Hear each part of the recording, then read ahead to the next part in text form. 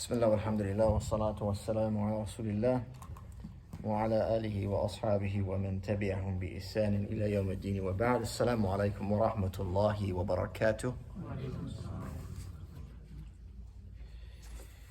Welcome to another session with Mukhtasar Minhaj al-Qasidin. And believe it or not, this will be our last gathering for this series. Rather short conclusion, but very important. I think it's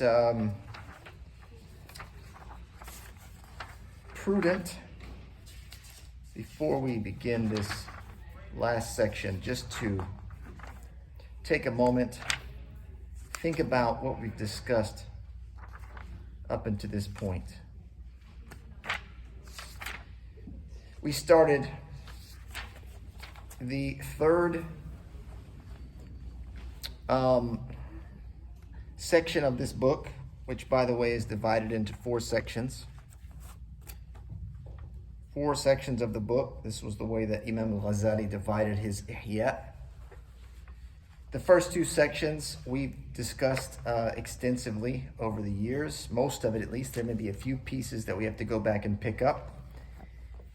But this third section is about destructive vices. And in this section, there are a number of different chapters. Imam al-Ghazali, he did 4 sections with 10 chapters in each section. And what's happened here in our Mukhtasar, our summary, is we have 8 of those chapters available to us. And in this series, we looked at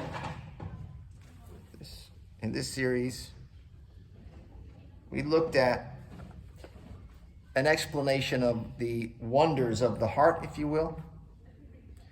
Ajaib al-Qulub. It's kind of talking about the nature of the human heart. We discussed the doorways into the human heart. And then we talked about spiritual training and refinement of character.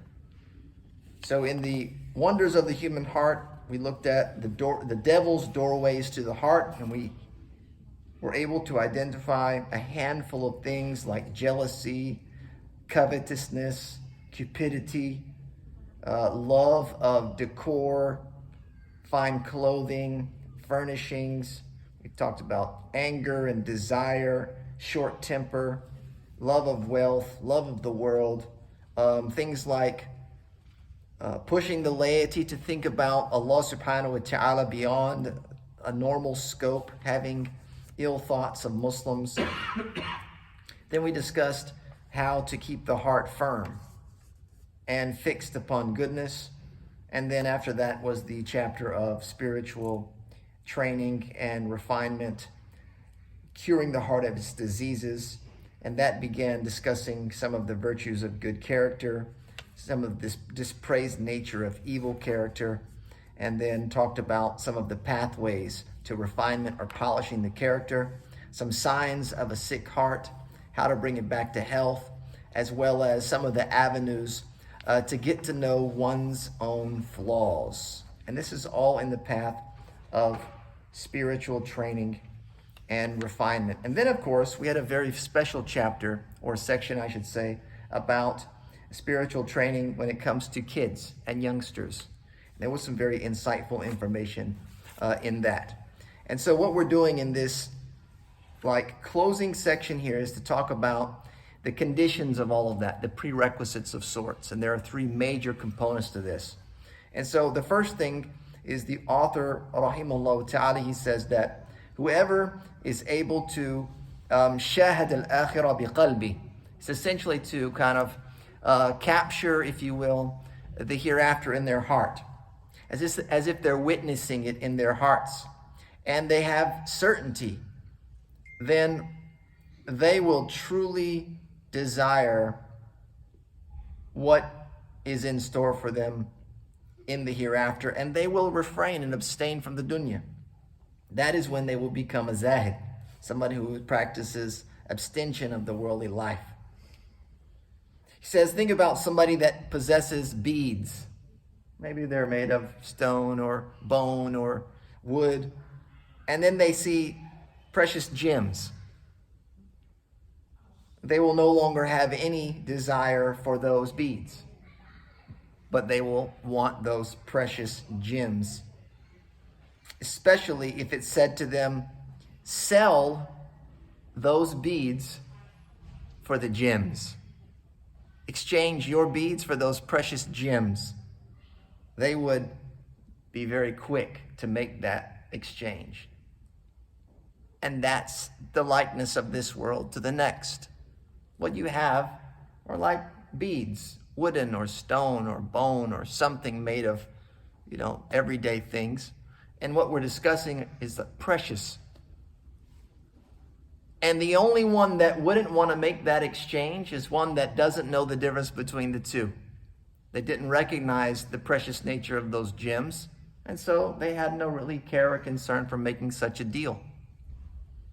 And that kind of hints again at the importance of knowledge and the status of those who possess knowledge, is that they have the insight and the wisdom to be able to determine and discern between the two. And then he says, whoever has been provided and blessed by Allah subhanahu wa ta'ala with concern for that, then they should trod the path of spiritual training, which has conditions that must be fulfilled before. There's a condition. There is a handhold that must be held on to. And then there is a fortress that must be utilized to fortify oneself. 3 things we're looking at today as we wrap up our thoughts with this. The first one is the condition to spiritual training. And that condition, prerequisite, is to remove the barrier, to remove the hijab or the barrier between you and your success.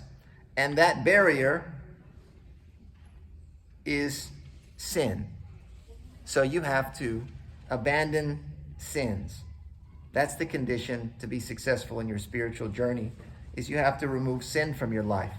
Or at least you have to remove as much as possible. Understanding that we'll not be able to rid ourselves entirely of such, but when we do make errors and mistakes, we're quick to return in repentance. The next, he says, the firm handhold that you must grab hold of. He says, فَشَيْخٌ يَدُلُّهُ عَلَى الطَّرِيقِ. Somebody, a sheikh, who's going to show you the way. That way, shaitan does not grab hold of you while you're on the paths. Okay? If you're trying to go it alone, you will find that there are multiple different avenues. All right? There's a path to spiritual, development.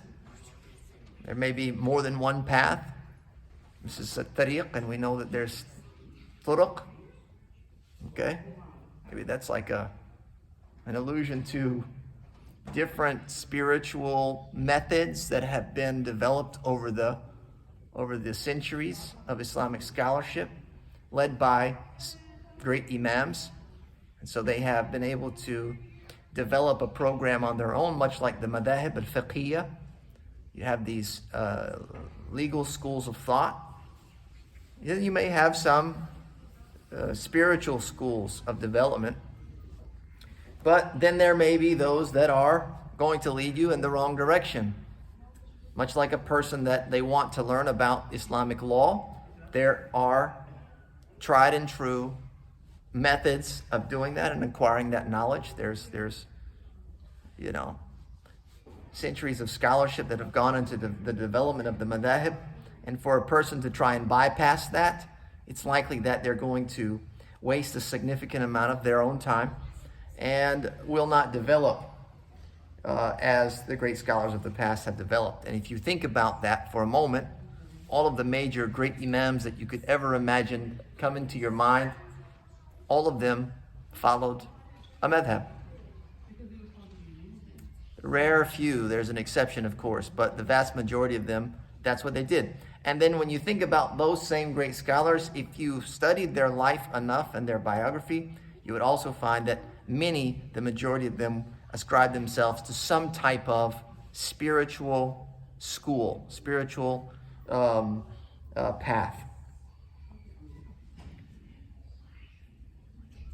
And so that's why you need a sheikh who's going to show you the way, so that the shaitan doesn't grab you along the many paths in which you're attempting to make your journey.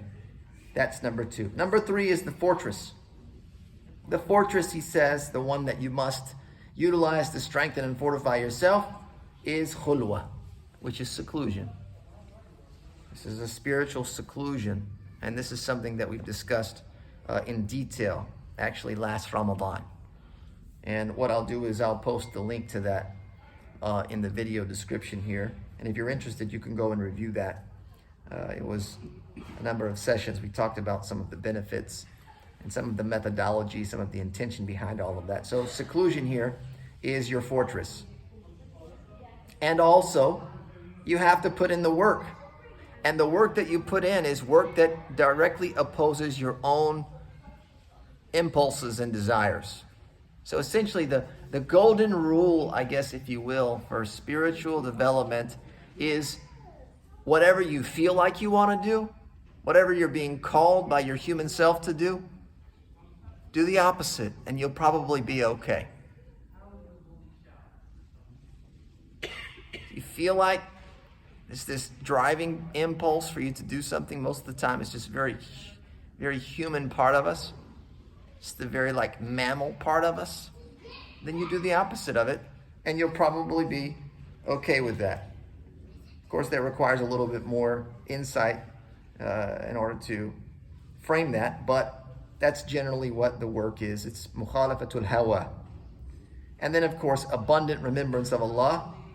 Liqtisadu fil awrad. And then you have to take care of your various awrad. We talked about that in the past as well, which is the plural of wird. Wird is like a regular habit, a habitual practice that you have developed over the years, whether it's how much Quran that you read a day. You can have a wird of Quran that you read. It might be a couple of pages. It might be a juz or 2 that you do on a regular basis. There might be these litanies of dhikr that you say throughout the day. There might be a wird of salah that you practice beyond your obligatory prayers. You may have a routine of voluntary prayers that you have incorporated into your spiritual development and journey. And so essentially you need to safeguard those things and be very diligent with them. That you make up this, that you adopt these practices and then you stick to them and you don't give up on them. And you have to think about the types. So that's how we have all these awrad dunyawiyah that we do regularly. Outside of Ramadan especially, you think, well, I have my breakfast at this time. And guess what? I do that pretty much every day. And then I have a gym time that I go and work out to stay active. And I do that, and it's a regimen. It's like 3 times a week or twice a week, or I go every day or something. And then we have routines that we make for our worldly success. I go to work, guess what? Every day I clock in at 9 and I clock out at 5, and it's every day, 5 days a week. It's a habit that we have. It may be a required thing, but we are doing it, and we know that it must be done. And just as much as that must be done, much more so, this has to be done. Especially if what you're after, as he says in the beginning, are precious gems and not the little wooden beads. Okay? So those are the 3 things. The condition, removing sin from your life, or trying and struggling to do so. Having a guide, a spiritual guide that can help you along the journey. And then secluding yourself from, distractions and worldly temptations, which can include people. Putting in the work of avoiding your desires and impulses, remembering Allah extensively, and of course, minding your awrad. And at the end of your spiritual training, you will find that your heart is with Allah subhanahu wa ta'ala always. It's always filled with Allah subhanahu wa ta'ala. And that's when you know you'll have reached the end of the exercise. And of course, after that point, it's just about keeping up with things.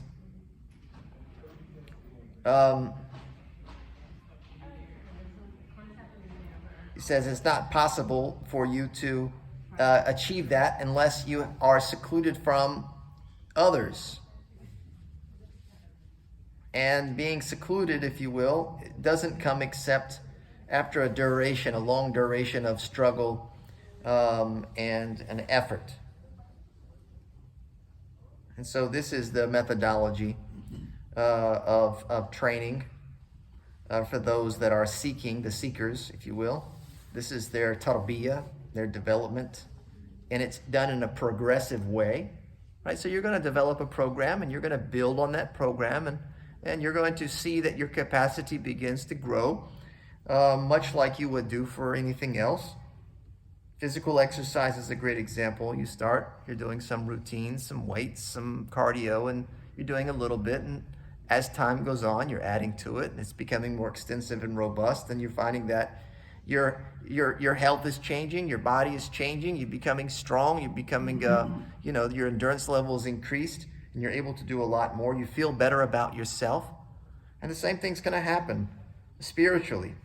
You're going to start off with something very basic, and then you're going to continue to grow and to develop into something much more robust and profound, until eventually your heart's going to be content because it's filled with Allah subhanahu wa ta'ala, and the distractions will be few and far between. And then, of course, you are exercising out all of those negative qualities that you've picked up along the way. Till eventually you can kind of filter out all of the gelatin, what we'll call it. That's what we'll call all those things, the bad habits, and just get all of that out of our systems. And of course, those are going to be the next chapters that we'll look at another time, bi'idhni ta'ala, in greater detail. Essentially, he'll talk about something to look forward to, is breaking yourself of a shahwatain, which of course is shahwat al-batan wa shahwat al-farj. It's basically like hunger, the appetite for hunger and for intimacy. Then there is afat al-lisan, which is like the downfall of the tongue. Then dispraised nature of anger, jealousy, and hostility. Dispraised nature of fame and position, as well as showing off. Dispraised nature of pride and conceit. And then being kind of self-centered, if you will. So those are a couple of things that we'll look at, bi'idhni ta'ala, when the time presents itself and Allah subhanahu wa ta'ala makes it easy for us. We'll conclude with that. Again, I appreciate your attendance these last 10 days, or 9 days, I should say, and your patience with me. Jazakallah khair. Conclude with sallallahu wa sallam ala nabiyyina Muhammad wa akhiru da'wana alhamdulillahi rabbil alamin. Assalamu alaikum wa rahmatullah.